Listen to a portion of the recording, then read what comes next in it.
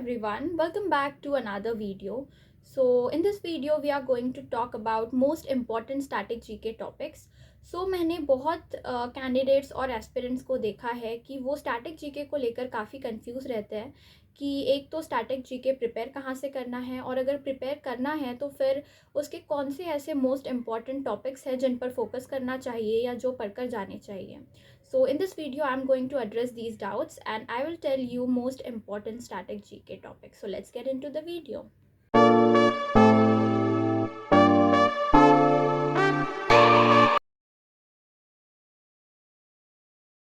Well, so here I have this book, Universal's Guide to CLAT and LLB. This is 32nd edition. I know ये उल्टा दिख रहा होगा अभी, but anyways, तो ये 32nd edition है क्योंकि मैंने इसको 2022 में ख़रीदा था जब इसका ये लेटेस्ट एडिशन था, 32nd एडिशन.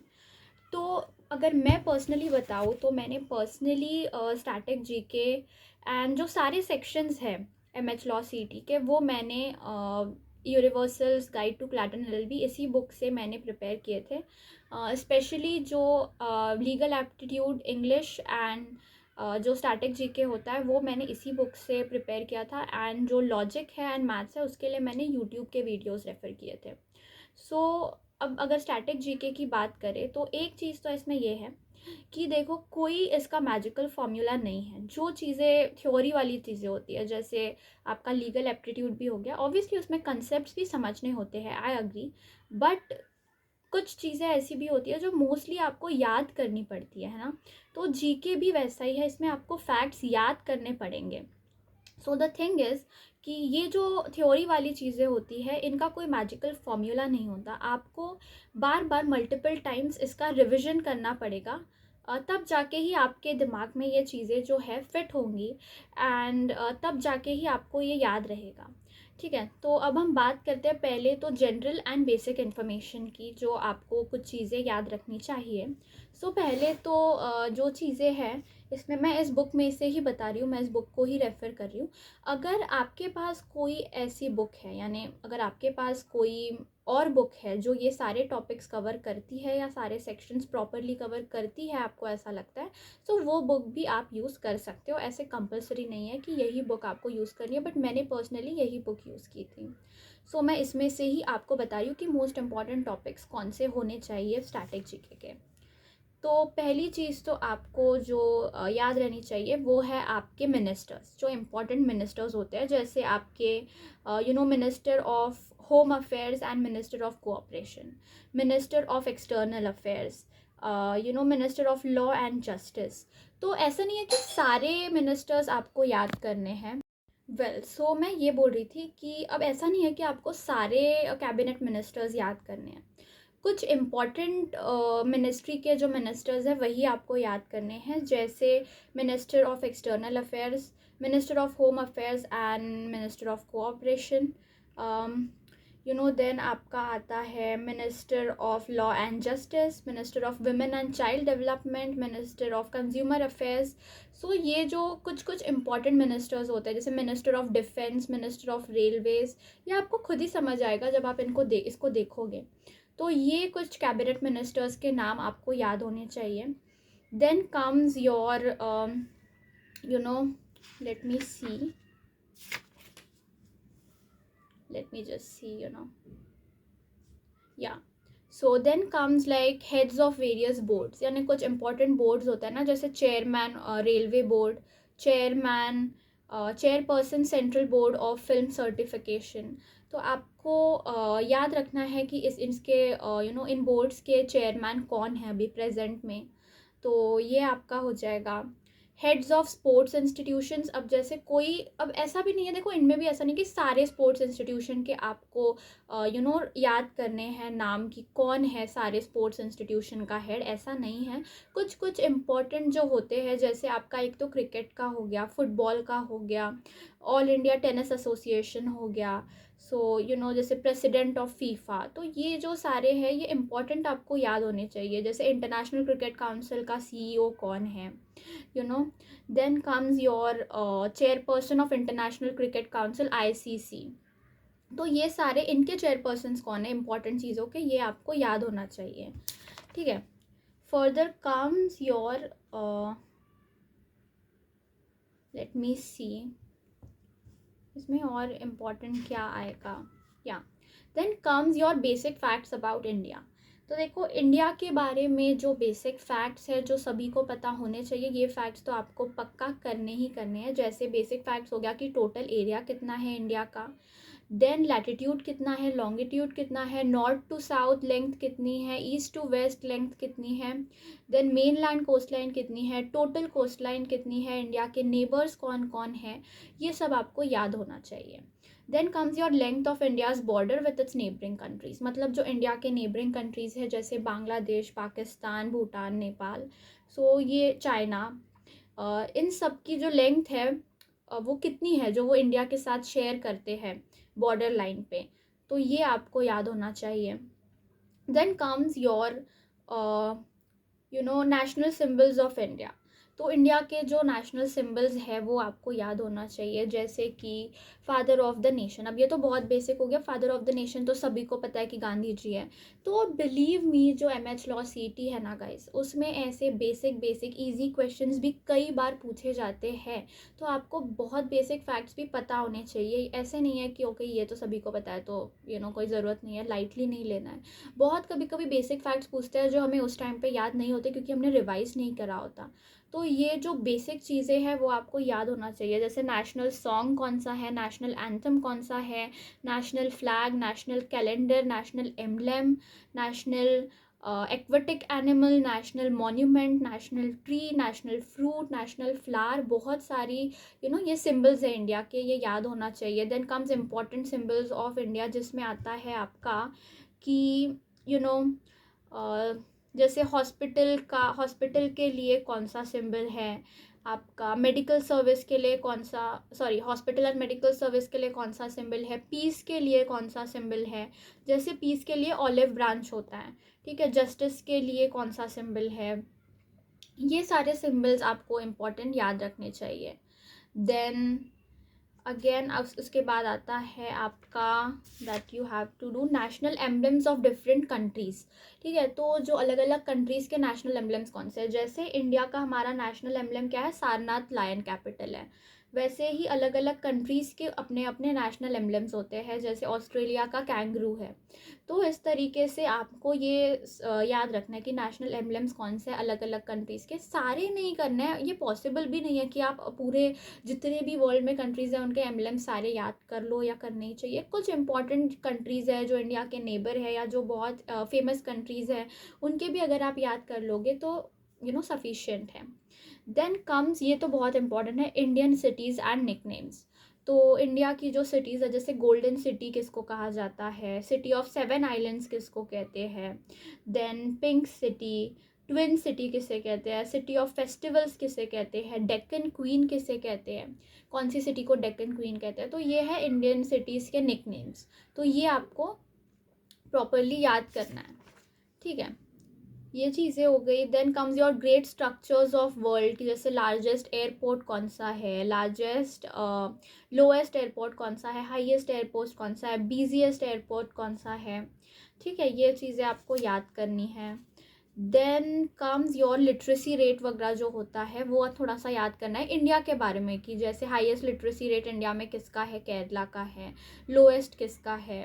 ये चीज़ें आपको याद करनी पड़ेगी, एंड इसके लिए कोई मैजिकल फॉर्मूला नहीं है। अगेन आपको इसको मल्टीपल टाइम्स रिवाइज करना पड़ेगा, तभी आपको ये चीज़ें याद होंगी, ठीक है। इसके बाद इम्पॉर्टेंट इंडियन मिसाइल्स।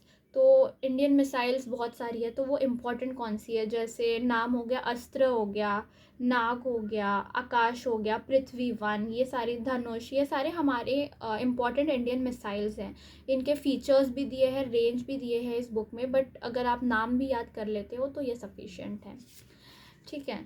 इसके बाद आपका जो एक इम्पॉर्टेंट आता है वो है, हाँ, कि list of Indian properties inscribed on the world heritage list. तो वर्ल्ड हेरिटेज लिस्ट में इंडिया की कौन सी ऐसी जगह है जो आई है, जैसे आपका आगरा फोर्ट हो गया, अजंता केव्स हो गए, एलोरा केव्स हो गए, ताजमहल हो गया, एंड कौन से ईयर में इनको वर्ल्ड हेरिटेज लिस्ट में डाला गया है, ये आपको करना है अच्छे से, ठीक है। आपके क्लासिकल डांस फॉर्म्स हो गए कि भरतनाट्यम तमिलनाडु से है, कथकली केरला से है, कथक नॉर्थ इंडिया से है, मणिपुर का मणिपुरी है, ओडिसी उड़ीसा से है, कुचिपुड़ी आंध्र प्रदेश का है। ये सारे आपको पता होने चाहिए कि कौन सा डांस फॉर्म कौन से स्टेट से है, ठीक है। देन आपका आता है रिकॉर्ड मेकर्स, कि जैसे फर्स्ट वुमेन प्रेसिडेंट कौन थी, first women prime minister, first women chief justice of first women chief minister of state, first women minister. ये सारे आपको कुछ रिकॉर्ड मेकर्स याद होना चाहिए। फर्स्ट वुमेन आईएएस ऑफिसर कौन थी, फर्स्ट वुमेन आईपीएस ऑफिसर कौन थी, ये आपको कुछ इंपॉर्टेंट चीज़ें याद होनी चाहिए। एंड लॉ का भी, जैसे फर्स्ट वुमेन जज of a high court, first women जज of a supreme court, first women chief justice of high court, first women doctor, ये सारी चीज़ें आपको प्रॉपरली याद करनी है। देन जो इम्पॉर्टेंट चीज़ आती है आपकी, जैसे first Indian to swim across the English Channel, ये तो उतना इम्पॉर्टेंट नहीं हुआ, बट जैसे first to climb Mount Everest कौन था, first to climb Mount Everest without oxygen कौन था। तो ये थोड़े ऐसे इंपॉर्टेंट फैक्ट्स हैं जो आपको याद करने हैं। इसके बाद जो डायरेक्टली इम्पॉर्टेंट आते हैं वो आते हैं आपके ज्ञानपीठ अवार्ड्स। ये अच्छे से आपको पढ़ना है अबाउट ज्ञानपीठ अवार्ड्स। एंड आपके नेशनल अवार्ड्स, अब नेशनल अवार्ड्स में बहुत सारे, जैसे हमारा जो हाईएस्ट अवार्ड है Bharat Ratna, then comes your Padma awards, है ना, उसमें आता है पद्म विभूषण, पद्म भूषण, पद्मश्री। तो ये सारे आपको याद रखने हैं कि कौन जीता है, क्या होता है, ये अवार्ड्स क्या होते हैं। Dada Saheb Phalke award winners. Then comes your Ramon Magsaysay award, ये भी आपको, सॉरी मैंने क्या पढ़ा है इसको, हाँ बराबर, रामन मैग्सेसे अवार्ड। तो ये चीज़ें, ये अवार्ड्स आपको याद करना है। ये अवार्ड्स बहुत इंपॉर्टेंट है, इसमें से काफ़ी बार क्वेश्चंस आते हैं। अब उसके बाद आता है आपका बुकर प्राइज़, ठीक है। तो ये सारी चीज़ें आपको याद रखनी है, और विनर कौन है तो आपको ये लेटेस्ट बुक में सब कुछ मिल जाएगा।